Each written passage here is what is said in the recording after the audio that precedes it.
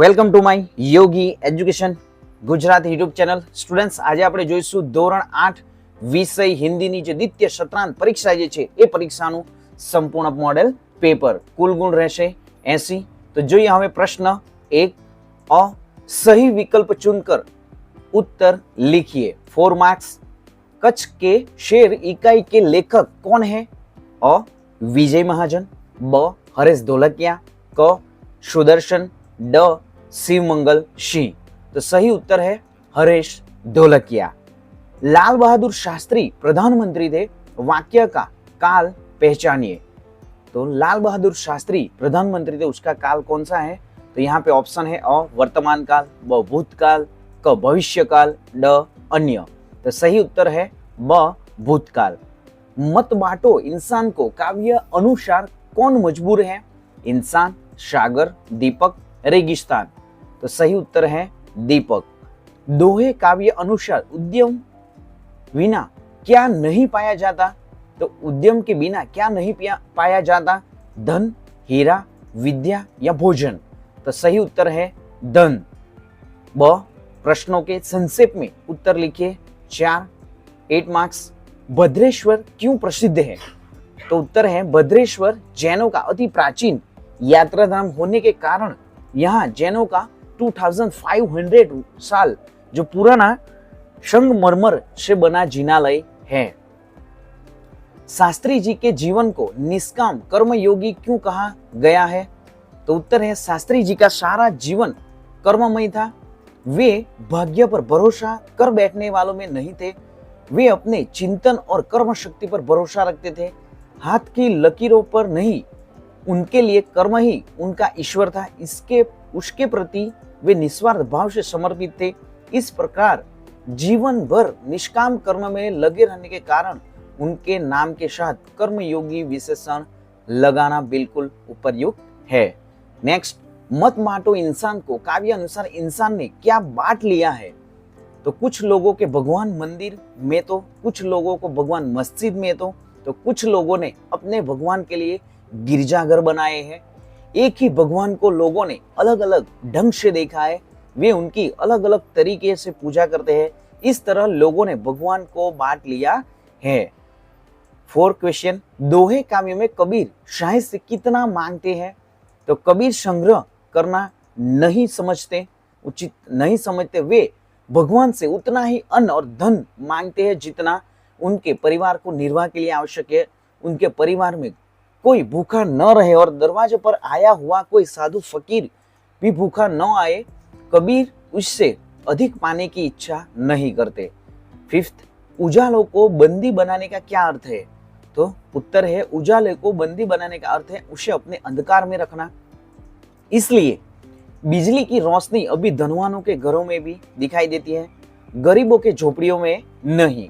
तो बच्चों, अभी भी जो मॉडल पेपर ये सारा जो दिया है वो मॉडल पेपर में यहाँ पे हिंदी विषय का जो ग्रामर है वो भी पूछा जाएगा, ऐसे पूछा जाएगा. तो वीडियो के अंत तक बने रहे. तो देखते हैं अभी. और वीडियो को अभी भी आपने लाइक नहीं किया है, सबसे पहले लाइक कर दीजिए और चैनल को सब्सक्राइब कर दीजिए.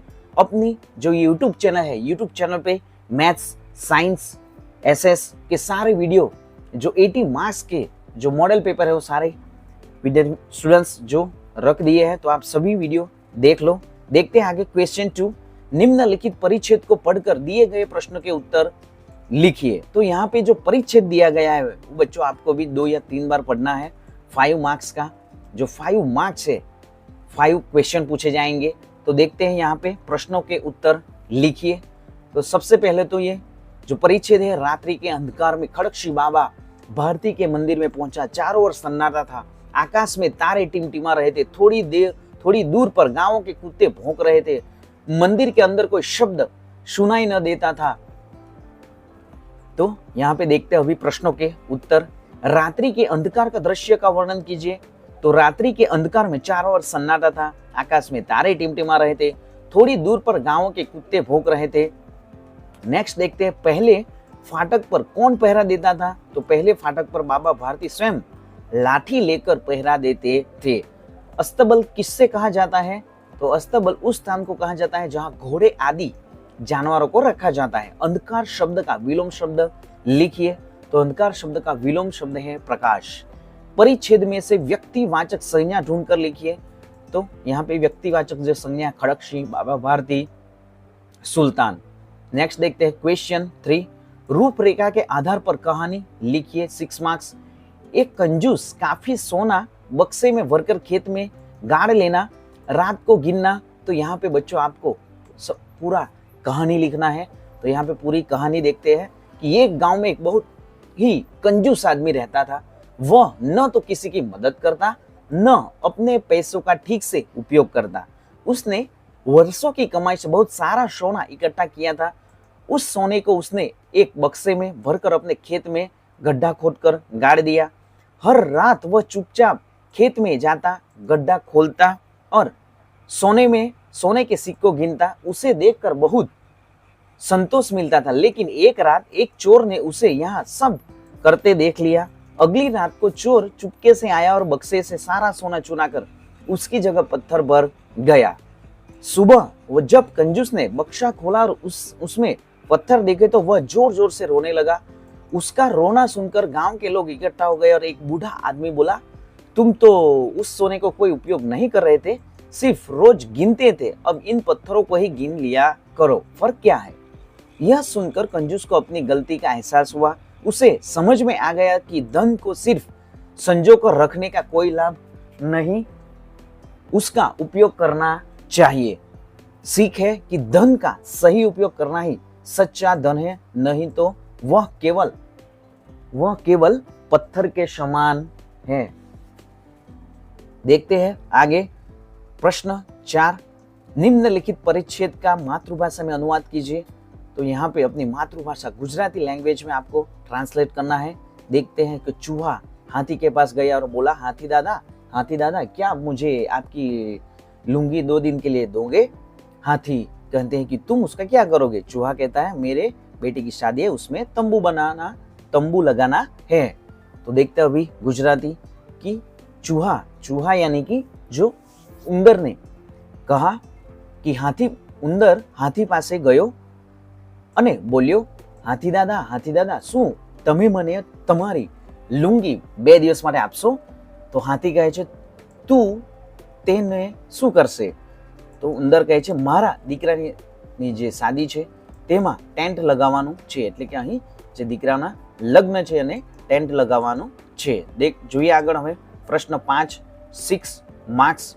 नीचे दिए गए काव्य को पूर्ण करके लिखिए। रात होने पर मैं निकलता, सबको देता हूँ शीतलता। तो बच्चों ये सारा जो मॉडल पेपर है वो पूरा ब्लू प्रिंट के साथ रेडी किया गया है। तो बच्चों आप सभी वीडियो को लाइक कर दीजिए, चैनल को सब्सक्राइब कर दीजिए। देखते हैं आगे कि रात होने पर मैं निकलता, सबको देता हूँ शीतलता, मुझे देख सबके दिल बहलते बच्चे मुझे पाने को मचलते, सब कहते हैं मुझको मामा, हर बालक है मेरा भांजा, यूं तो मैं तारों का राजा। देखते हैं प्रश्न जो 6 है। दिए गए शब्दों के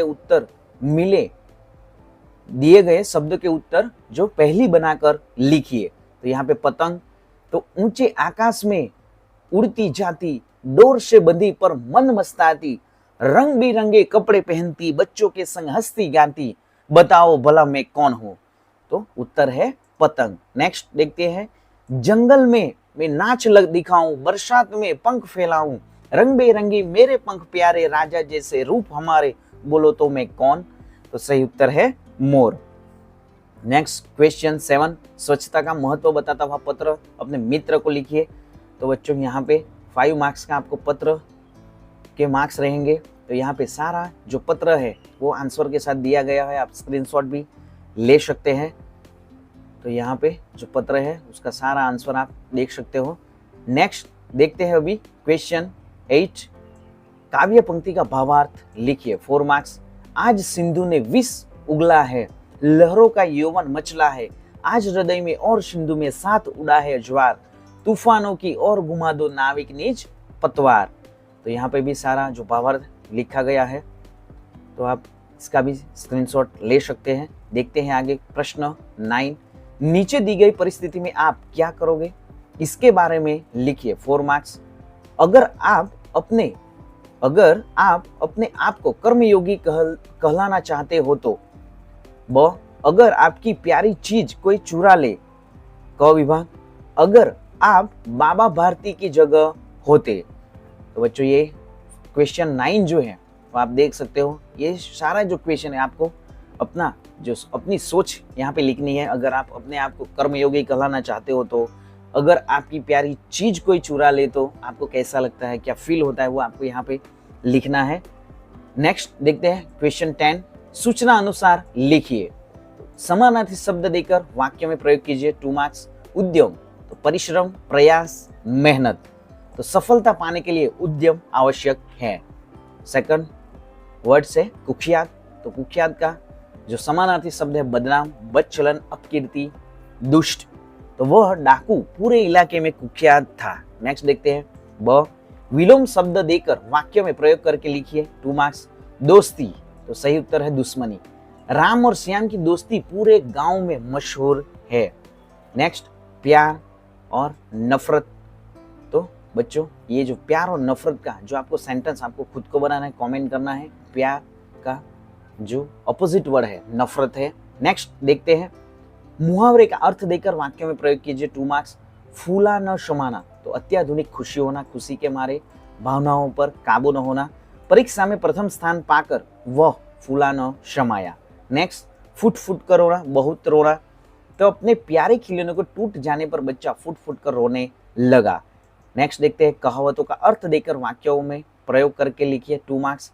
उल्टा चोर कोतवाल को डांटे, तो गलती तुम्हारी है और दोस्त तुम मुझे दे रहे हो। अरे वाह, उल्टा चोर कोतवाल को डांटे।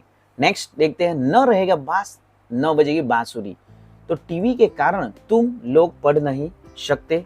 तुम्हारे लिए यही अच्छा रहेगा कि टीवी निकाल दिया जाए, न रहेगा बांस, न रहेगी बांसुरी। नेक्स्ट देखते हैं क्वेश्चन 11, दिए गए शब्दों का शब्दकोश के क्रम में लिखिए 4 मार्क्स। आंगन, इंसान, ऊपर, उदास और उजियाला, तो यहाँ पे आपको शब्दकोश के क्रम में लिखना है।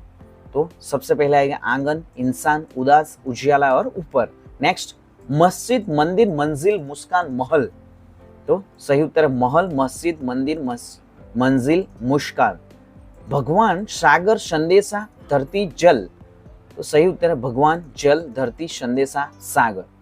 राह, दीपक, रेगिस्तान, चट्टान, बहार, तो सही उत्तर है चट्टान, दीपक, बहार, राह और रेगिस्तान। क्वेश्चन 12, सूचना के अनुसार लिखिए। नीचे दिए गए में से संज्ञा पहचानिए। 1 मार्क से गाय हमें दूध देती है, तो यहाँ पे संज्ञा पहचानी है, तो गाय संज्ञा है, यह एक प्राणीवाचक संज्ञा है। दूध यह एक द्रव्यवाचक संज्ञा है। नीचे दिए गए वाक्य में से सर्वनाम पहचानिए। 1 मार्क्स। उसने परीक्षा में बहुत मेहनत की, इसलिए वह पहला नंबर ला सका।